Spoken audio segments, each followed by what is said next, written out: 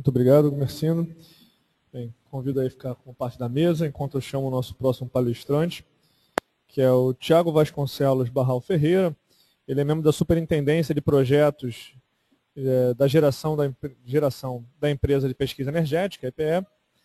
O tema específico, o título do seu trabalho a ser apresentado é o uso de SIG na análise de projetos de energia eólica. E o Tiago é superintendente adjunto da Superintendência de Projetos de Geração da EPE, está atuando na empresa desde dezembro de 2007 na análise de projetos eólicos, hidrelétricos e solares nos leilões de energia, bem como em estudos de inventário de bacias e viabilidade de usinas hidrelétricas. Ele é engenheiro civil pela Universidade Federal de Juiz de Fora e mestrando em recursos hídricos pela COP e UFRJ. Passo então a palavra ao Tiago.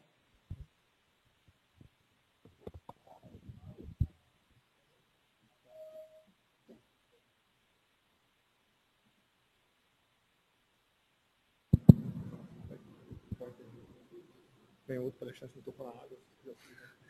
Okay. Bom, boa tarde a todos. Em primeiro lugar, agradecer o convite de trazer um pouco do trabalho da EPE para o conhecimento de vocês. E a gente optou, a partir do convite, focar num trabalho que tem consumido bastante esforço da nossa parte, e que só é possível graças às ferramentas de SIG, que a gente, aos poucos, vai aprendendo a utilizar, vai descobrindo o potencial delas, mas, assim como em outras apresentações aqui, nós somos basicamente usuários da ferramenta. Então, não vou falar aqui como um expert em SIG, mas como um usuário. E vou começar falando um pouquinho da atuação da EPE. A EPE é uma empresa pública, federal, vinculada ao Ministério de Minas e Energia. Foi criada em 2004, no momento de reformulação do setor elétrico, do modelo do setor elétrico, e a EPE ela veio como um braço técnico do Ministério para subsidiar o planejamento energético do Brasil. A atuação da EPE ela, em várias áreas energéticas, portanto, energia elétrica, área de petróleo e gás, biocombustíveis, carvão mineral, fontes renováveis de uma maneira geral e eficiência energética. A estrutura da empresa ela é basicamente dividida em 3 áreas fins, que são as áreas de estudos de energia elétrica, estudos econômicos, energéticos e ambientais, e a área de petróleo, gás e biocombustíveis. Eu faço parte da área de estudos de energia elétrica, e aqui eu trago só para exemplificar os principais produtos da empresa hoje. Plano decenal de expansão de energia, balanço energético nacional, anuário estatístico de energia elétrica, o Plano Nacional de Energia, que é um plano de longo prazo, atualmente está em desenvolvimento o plano 2050, portanto uma visão de longo prazo, o Zoneamento Nacional de Recursos de Óleo e Gás, a resenha mensal de energia elétrica, estudos de viabilidade e arrima de hidrelétricas, inventário hidrelétrico de bacias, atendimento a sistemas isolados, principalmente na região norte, estudos de otimização, orçamentação de usinas e definição de preços teto para a participação desses projetos nos leilões de energia, e estudos também para a expansão da transmissão, além da habilitação técnica de projetos, que é onde se insere o caso que eu vou descrever para vocês. Eu queria chamar a atenção que em praticamente todos esses produtos existe o uso de ferramentas de SIG. E principalmente nas áreas ambiental e petróleo e gás, a empresa ela já trazia essa cultura de uso de ferramentas exatamente para avaliação de impactos ambientais, zoneamento de recursos, esse tipo de trabalho. A área de estudo de energia elétrica, digamos assim, inserção dessas ferramentas, ela é mais recente. E ela está ganhando, agora sim, ela está ganhando mais força dentro dos trabalhos que a gente executa. E, inclusive, estamos desenvolvendo, enfim, fazendo um esforço para capacitar a nossa equipe, inclusive com alguns cursos aqui no LabGIS. A gente formou algumas equipes para treinamento. Mas vamos lá, habilitação técnica de projetos para leilões de energia. Só para contextualizar, o que são os leilões de energia? A expansão do consumo de energia elétrica, ela precisa ser contratada com antecedência, porque esses projetos, eles demoram 3, 5 anos para serem construídos e viabilizados. E, portanto, as distribuidoras, elas têm que declarar com essa antecedência qual será a demanda do mercado delas. A demanda que está sendo prevista, o aumento da demanda, para que essa energia não falte no futuro, em função de atraso na contratação desses projetos. E, portanto, o Ministério, com base na demanda declarada pelas distribuidoras de energia elétrica, abre todo ano leilões que a gente chama de A-3 e A-5, para contratar projetos de fornecimento de energia elétrica para iniciarem suprimento de energia daqui a 3, 5 anos. E uma das atribuições da EPE é habilitar os projetos que se submetem, quer dizer, a esse processo licitatório. Ou seja, os interessados, os desenvolvedores de projetos, os empreendedores, submetem os seus projetos à EPE e nós vamos habilitar esses projetos, ou seja, avaliar se eles têm condição de entregar a energia que eles estão se propondo a entregar e se eles têm condição de iniciar o suprimento no prazo, no cronograma em que está previsto. Além do mais, é avaliado o custo desses projetos para estabelecimento do preço teto de referência dos leilões, que vai ser o preço máximo pela energia a ser pago. Enfim, dado uma determinada oferta, que é sempre maior do que a demanda, estabelece esse processo de disputa e aqueles empreendimentos mais competitivos vão ganhar os contratos de fornecimento de energia para as distribuidoras no país. Bom, a gente sabe que a matriz hoje no Brasil é majoritariamente hidrelétrica, aliás, termohídrica, né, ou hidrotérmica. A gente tem praticamente 80% do sistema com usinas hidrelétricas e o restante com usinas termoelétricas. Uma pequena parcela hoje é de usinas eólicas em operação. No entanto, existe essa fonte, ela está extremamente competitiva hoje em dia e desde 2009 tem participado com um volume de oferta bastante elevado nos leilões de energia. E isso tem trazido uma série de mudanças assim, no paradigma da expansão, né, do setor elétrico, de maneira que a gente está, ao longo desses últimos anos, a gente se reestruturou para fazer frente a essa demanda extremamente grande, ou essa oferta extremamente grande de projetos eólicos, que tem suas particularidades. Aqui alguns números gerais sobre número de projetos cadastrados a cada leilão desde 2009, que foi o primeiro leilão em que essa fonte participou e vendeu energia. Então a gente vê aí da ordem de mais de 400 projetos no primeiro leilão, e hoje, em 2013, a gente já tem aí mais de 600 projetos eólicos cadastrados, em média, por leilão. Sendo que desses projetos cadastrados, vou dar um exemplo, o último leilão de energia de reserva foram 66 projetos eólicos vendidos. Tá? Então, a gente tem aí um cenário de forte expansão da fonte eólica no Brasil. De maneira que a nossa estimativa hoje é que essa fonte represente, em 2020, cerca de 9% da matriz elétrica brasileira.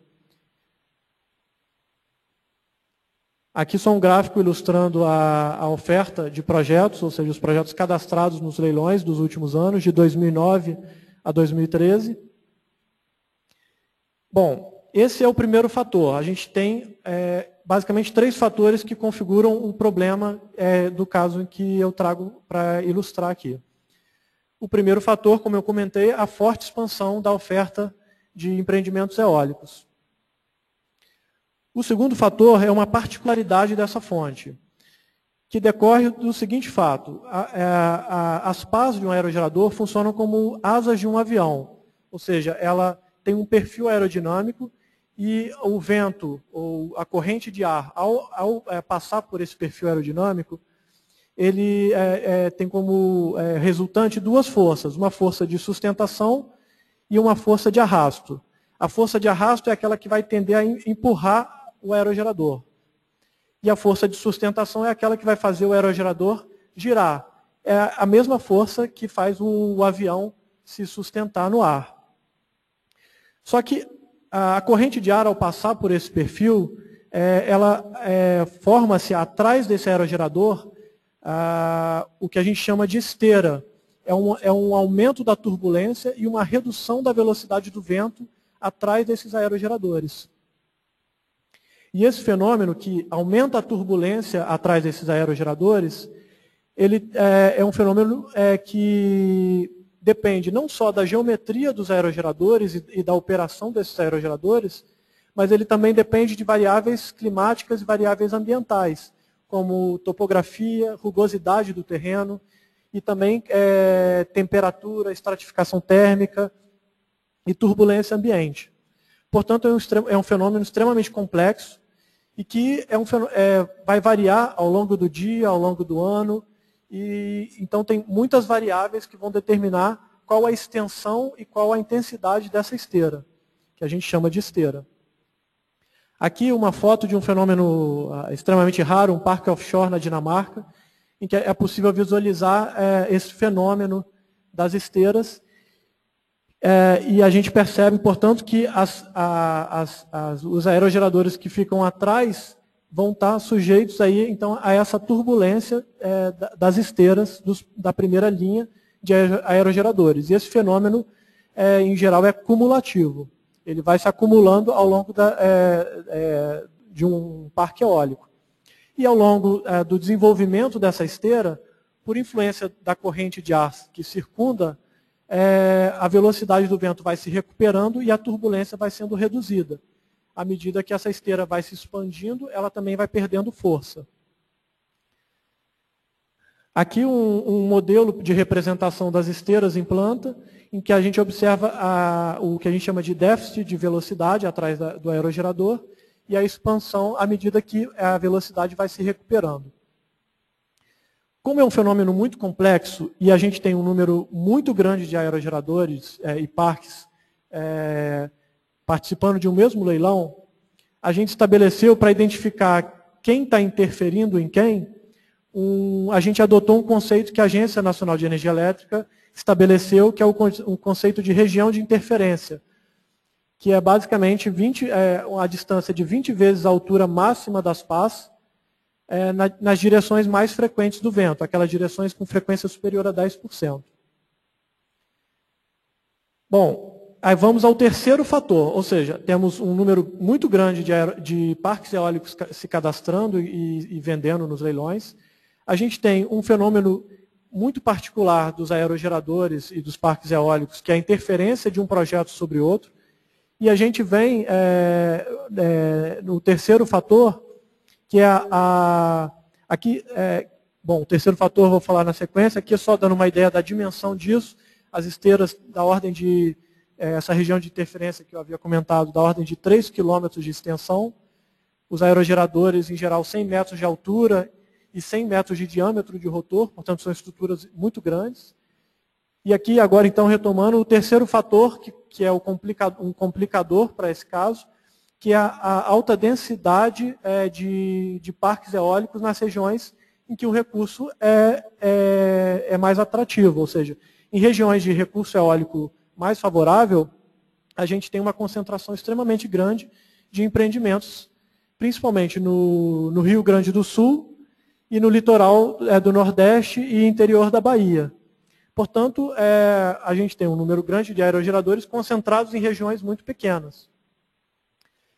E por conta disso, a gente começou a detectar, fazer fácil um problema que era um empreendimento interferindo em outro, sem que eles soubessem dessa interferência no momento do desenvolvimento dos seus projetos. E isso tem uma relevância muito grande, porque essas esteiras elas reduzem a capacidade de produção de energia dos parques eólicos, porque o aumento da turbulência reduz a força de sustentação que vai girar as pás dos aerogeradores, e por outro lado, vai gerar uma redução da vida útil dos equipamentos em função das cargas dinâmicas maiores a que esses aerogeradores vão estar sujeitos. Basicamente, a gente tem diferentes categorias de interferência, que eu não vou me detalhar agora, mas são basicamente parques eólicos já existentes, interferindo em parques eólicos que estão em desenvolvimento, parques eólicos em desenvolvimento que se interferem. E a gente tem uma quinta categoria que estamos identificando mais recentemente, que são interferências em níveis críticos, ou seja, empreendimentos que estão tão próximos que isso significa a inviabilidade técnica de construção de ambos os empreendimentos se mantida aquela distância de 3 diâmetros. A turbulência é tal que existe inclusive risco principalmente de ruptura desses aerogeradores, caso eles sejam construídos com aquele arranjo. Bom, a gente faz uso de ferramentas de GIS para analisar essas interferências. A gente usa atualmente o ArcGIS, mas também estamos procurando migrar para algumas ferramentas gratuitas, como o QuantumGIS, GVSig, para, digamos assim, ampliar o número de usuários, sem que isso acarrete um custo muito elevado para a empresa. A gente faz uso de um sistema, que é o sistema EGE, que é um sistema desenvolvido pela própria EPE, para cadastramento dos parques eólicos, e, portanto, é a entrada da nossa base de dados. Cada empreendedor que se cadastra, ele entra com os dados do seu empreendimento, inclusive as coordenadas de cada um dos aerogeradores e dimensões dos aerogeradores. A gente faz uso do Google Earth também para visualizar alguns casos mais específicos, e algumas ferramentas de apoio que seriam o AutoCAD, o Excel e o Access. Aqui uma visão do nosso sistema EGE, o diretório de empreendimentos. Então tem cada um dos empreendimentos tem um código de processo nesse sistema, e a cada ficha, cada empreendimento corresponde a uma ficha de dados com todo o detalhamento do projeto, que é dada entrada então pelo usuário, pelo empreendedor. E a EPE utiliza essa base para criar a sua base que vai ser analisada no ArcGIS. São basicamente 3 etapas de análise. A primeira é a elaboração e análise de consistência dessa base. Os analistas dos projetos, eles vão detectar se as coordenadas e os demais dados que foram digitados pelos empreendedores realmente estão compatíveis com os projetos cadastrados. Em seguida, a gente extrai desse sistema EGE e exporta para o Excel essa base de dados, principalmente as coordenadas dos aerogeradores e demais atributos dos parques eólicos que nos interessam para essa análise. A gente tem toda uma estrutura já padronizada, e a partir disso a gente cria os shapefiles, divididos por fuso UTM e por estado. Então, a gente tem cada aerogerador vai se tornar um ponto nessa base com uma série de atributos vinculados a ele. E nessa primeira etapa também tem uma inspeção visual dessa base de dados, para detectar pontos que fugiram muito ou que estão enfim, cadastrados de uma maneira que a gente consegue detectar visualmente. Alguns ajustes complementares são feitos ao longo da análise dos projetos. Aqui um exemplo da tabela de atributos, com informações de município, número de aerogeradores, potência, nome do empreendimento, as coordenadas, enfim, as direções do vento, que isso é importante, as dimensões dos aerogeradores. Aqui um exemplo de uma região onde a gente tem uma concentração bastante elevada de empreendimentos, no Rio Grande do Norte. Então a gente vê que, o número de conflitos pode ser muito entre os empreendimentos que estão sendo pleiteando participar dos leilões. A gente, na segunda etapa, vai identificar as interferências. Então a gente faz uso no ArcGIS de uma ferramenta que é chamada Bearing Distance to Line, para traçar linhas na direção do vento, com aquela dimensão de 20 vezes a altura do aerogerador. A gente estabelece, inclusive, as linhas que vão definir o setor circular do vento, porque a rosa dos ventos ela é, na verdade, um setor circular, ou um ou mais setores circulares com frequências elevadas de vento. E, a partir disso, a gente desenvolve a inspeção visual e o cadastro de cada uma dessas interferências. São centenas de ocorrências cadastradas e que vão servir de base para a gente, na etapa seguinte, notificar os empreendedores sobre essas interferências. Importante que não são só apenas os empreendimentos cadastrados que entram nessa base, mas toda aquela base de empreendimentos que já venderam nos leilões anteriores, que já venderam no Proinfa, que foi um programa anterior, e uma série de outros empreendimentos, registro na ANEEL, que é a Agência de Energia Elétrica, que não vieram participar dos leilões. Então a gente tem uma base bastante extensa, um número muito grande de ocorrências e de parques eólicos. A gente procura padronizar a nossa simbologia para facilitar essa análise visual. E aqui o resultado, naquele mesmo caso, de interferências. Aqui eu não identifiquei os diferentes parques eólicos, mas aí há dezenas de parques eólicos e, portanto, diferentes parques eólicos interferindo, de diferentes empreendimentos interferindo um no outro. Aqui um outro exemplo, com mais detalhe, diferentes empreendimentos nas cores diferentes e as interferências de um empreendimento sobre o outro.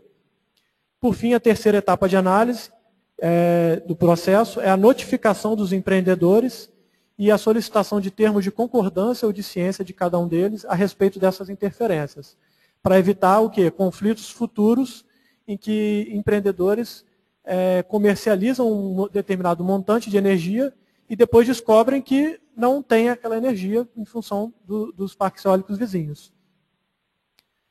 E, por fim, a elaboração de mapas ilustrativos que vão compor os pareceres técnicos que vão subsidiar a inabilitação, em determinados casos, dos empreendimentos. Aqui um caso, por exemplo, de interferência em níveis críticos, parques eólicos que estão numa proximidade tal que existe, inclusive, o risco de colisão entre aerogeradores.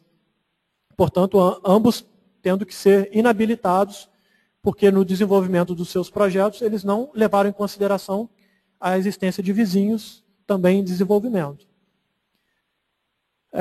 Essa nossa base de dados, ela serve para alimentar também o banco de dados da ANEEL, que esse sim é divulgado publicamente. A nossa base ela não é divulgada publicamente, porque ela é propriedade dos empreendedores, portanto, a gente não divulga esses dados, mas a ANEEL futuramente disponibiliza esses dados para consulta de todos, na internet, na base, no site do Sigel. E essa nossa base também serve para análises posteriores de outras áreas da EPE, com análise de impacto ambiental e traçado de linhas de transmissão para escoamento da energia. Aqui uma ilustração do Sigel, já com algumas das bases fornecidas. A cada estrelinha ali vermelha é um aerogerador, enfim. E, por fim, eu queria concluir com alguns dos desafios que a gente enfrenta, que acho que já ficaram óbvios, que é uma base de dados extremamente extensa, um número de parques eólicos muito grandes, uma concentração geográfica em áreas de maior potencial E, principalmente, o que a gente tem enfrentado atualmente é que, depois do leilão, uma grande parte desses empreendedores solicitam à ANEEL e ao Ministério a alteração das suas características. E, portanto, é necessário reavaliar toda essa configuração novamente. A cada momento é necessário reavaliar as interferências desses parques eólicos. E, para fazer face a essa situação, a gente tem trabalhado com foco no aumento da eficiência da nossa análise e para aumentar nossa capacidade de analisar esse número de empreendimentos. Estamos procurando automatizar uma série de etapas nesse processo, enfim, mas ainda estamos construindo as ferramentas para agilizar e diminuir o tempo de processamento dessas análises. E o segundo desafio que eu citaria, quer dizer, esse aqui é um desafio muito particular, que são as disputas fundiárias, que acarretam em conflitos entre os empreendedores, e aí isso decorre muito da falta de georreferenciamento nos RGIs dos imóveis, que são arrendados para esses projetos. Mas, enfim, a gente estamos estabelecendo parcerias com o Ministério e com a ANEEL para integrar as nossas bases de dados, para que as bases de dados sejam cada vez mais confiáveis e, por fim, aumentar a conscientização dos desenvolvedores de projetos de que é importante, na etapa de desenvolvimento dos empreendimentos, e não apenas no momento de se cadastrar no leilão, desde o início do projeto, pensar e estudar a existência de desenvolvedores nas vizinhanças, para que no futuro não descubra que aquele projeto que foi desenvolvido tornou-se inviável ou menos competitivo por influência de parques eólicos vizinhos. E principalmente evitar conflitos entre diferentes empresas e desenvolvedores. Era isso que eu tinha, eu agradeço mais uma vez e me coloco à disposição aí para dúvidas e quaisquer informações adicionais no nosso site, no nosso e-mail, telefone. Muito obrigado, Tiago. Bem, a gente passa então agora as perguntas aos dois palestrantes desse case. Temos perguntas presenciais. Vitor, vamos ali.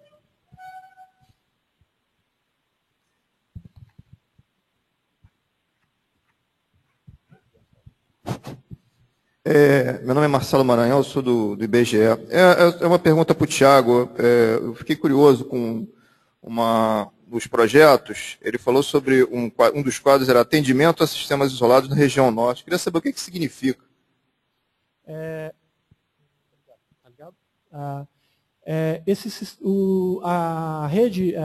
O sistema de distribuição e transmissão de energia no Brasil, o sistema elétrico, atualmente ele é interligado na maior extensão do país. Só que existem regiões que não estão conectadas a esse sistema interligado. Esse sistema interligado, para você ter uma ideia, ele abrange a região Nordeste, a região Sudeste e Centro-Oeste, a região Sul e uma parte razoável da região Norte. No entanto, principalmente na margem esquerda do rio Amazonas, existem regiões que são remotas e muito pequenas e que muitas vezes não justifica se você construir uma linha de transmissão para atender essas comunidades. Então, um dos estudos que a EPE desenvolve é levantar essas comunidades, junto com as distribuidoras locais, quais projetos são mais interessantes para atendimento a essas comunidades, seja com diesel, seja com energia fotovoltaica. E a EPE dá um suporte ao Ministério, à ANEEL e às distribuidoras, analisando as alternativas de atendimento a essas populações e os projetos que são cadastrados para irem também no leilão, que a gente chama de leilão de sistemas isolados, para definir qual vai ser o projeto de atendimento dessas comunidades. Então, são milhares de comunidades, é um trabalho que também consome bastante esforço nosso. Enfim, são muito particulares os projetos, são comunidades pequenas em geral. Boa tarde. Tiago, meu nome é Eduardo, passo da Global Gel. Minha pergunta é o seguinte, pelo que eu entendi, vocês não podem ou, por algum motivo, não informam previamente aos investidores, né, às empresas que estão desenvolvendo projetos de energia eólica, essa não conformidade ou essa proximidade exagerada entre dois diferentes projetos.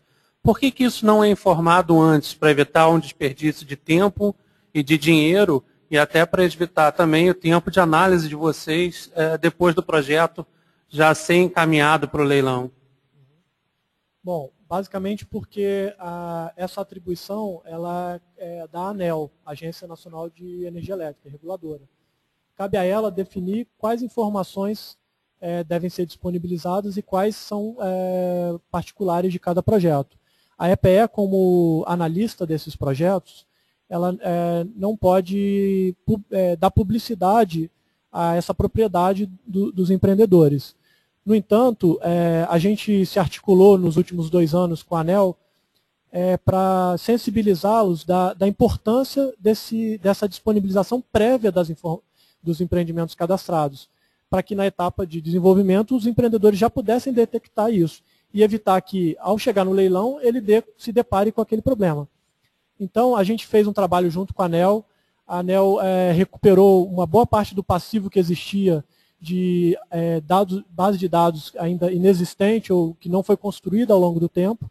Nós fornecemos a nossa base de dados para eles e eles também se articularam com os empreendedores para construir uma base de dados que fosse consistente o suficiente para ser disponibilizado.